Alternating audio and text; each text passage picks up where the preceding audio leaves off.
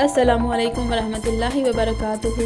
تبصرہ پوائنٹ کے ہفتہ روزی عالمی خبروں کے بلیٹن میں آپ کا استقبال ہے۔ سب سے پہلے سرخیاں۔ غزہ پٹی میں حماس کے ٹھکانوں پر حملہ، اسرائیل نے جواباً کی ہے کارروائی۔ شرعی قوانین کے تحت ہی خواتین کو حکومت میں کیا جائے گا شامل، طالبان کے ترجمان ذبیح اللہ مجاہد کا بیان۔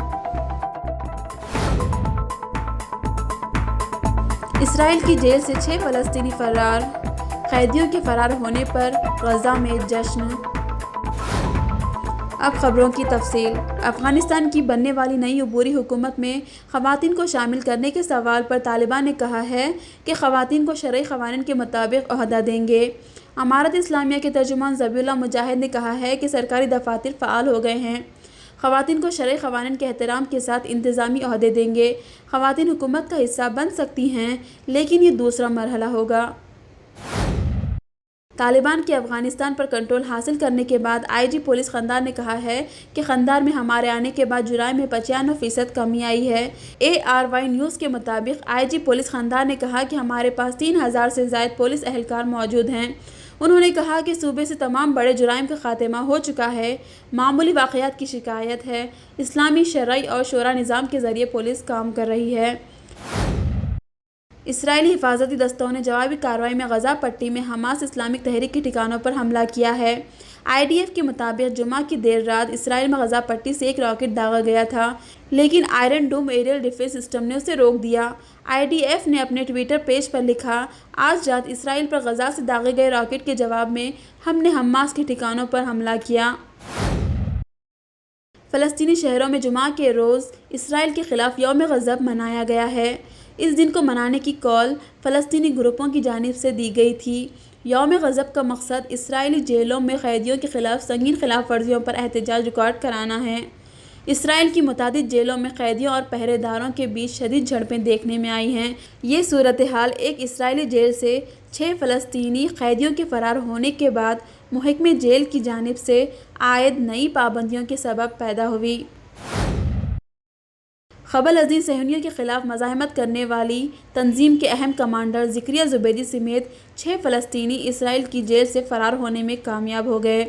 صہیونی حکام کے مطابق 6 فلسطینی زیر زمین بنائی گئی ایک سرنگ کے ذریعے جیل سے فرار ہو گئے ہیں۔ فلسطینی قیدیوں کے فرار ہونے پر غزہ میں مختلف مقامات پر مٹھائی تقسیم کی گئی اور جشن منایا گیا۔ سعودی عرب میں پبلک ٹرانسپورٹ کے ترجمان صالح الزوید کا کہنا ہے کہ آن لائن ٹیکسی ایپس میں سعودی خواتین ڈرائیور کا تناسب 500% تک بڑھ گیا۔ الزوید نے کہا کہ فی الوقت آن لائن ٹیکسی ایپ میں کام کرنے والی سعودی خواتین ڈرائیور کی تعداد 3900 ہے۔ پبلک ٹرانسپورٹ کے ترجمان نے کہا کہ آن لائن ٹیکسی معاشی اور اسٹریٹجک اثرات رکھنے والا یہ اہم کام ہے۔ اس سے معاشرے کے بہت بڑے طبقے کو فائدہ ہو رہا ہے۔ جرمن دارالحکومت برلن میں ہزاروں افراد نے باہمی یکجہتی کے مظہر، کشادہ دل اور ایک انسان دوست معاشرے کے قیام کا مطالبہ کرتے ہوئے مظاہرہ کیا۔ مظاہرے میں کم از کم 30,000 افراد شریک ہوئے۔ اس مقصد کے لیے قائم کردہ یکجہتی کے اتحاد کو ناقابل تقسیم اتحاد کا نام دیا گیا ہے۔ یہ اتحاد 350 سے زائد تنظیموں پر مشتمل ہے۔ طالبان کے کنٹرول سنبھالنے کے بعد افغانستان میں یونیورسٹیز میں تعلیم کا دوبارہ آغاز ہو گیا۔ بعض کلاسز میں طلباء اور طالبات کے درمیان پردہ لگایا گیا ہے۔ طلباء و طالبات کے درمیان پردے کی تصاویر سوشل میڈیا پر وائرل ہو رہی ہیں۔ دوسری جانب طالبان کی جانب سے اس معاملے پر کوئی رد عمل سامنے نہیں آیا ہے۔ نیوزی لینڈ میں انسداد دہشت گردی کے قوانین سے متعلق سوالات اٹھ رہے ہیں، جس کی بنا پر حملہ آور کو آزاد رہنے کی اجازت دی گئی تھی، جبکہ حکام خطرے سے آگاہ تھے۔ آکلینڈ مال کے حملہ آور سے متعلق عدالتی دستاویزات کو عام کیا گیا ہے، جن میں 32 سالہ حملہ آور کا نام احمد اتھیل محمد شمس الدین بتایا گیا ہے، جو سری لنکا سے تعلق رکھنے والا ایک تامل مسلمان تھا۔ ملزم 10 سال قبل پناہ گزین کا درجہ حاصل کرنے کے لیے طالب علم ویزے پر نیوزی لینڈ پہنچا تھا، جسے 2013 میں یہ درجہ دیا گیا۔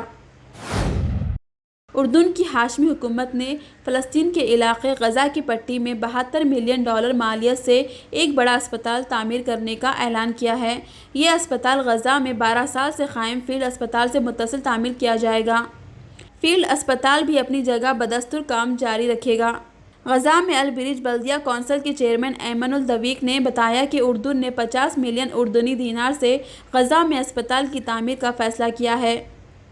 عالمی خبروں میں فی الحال اتنا ہی۔ خدا حافظ۔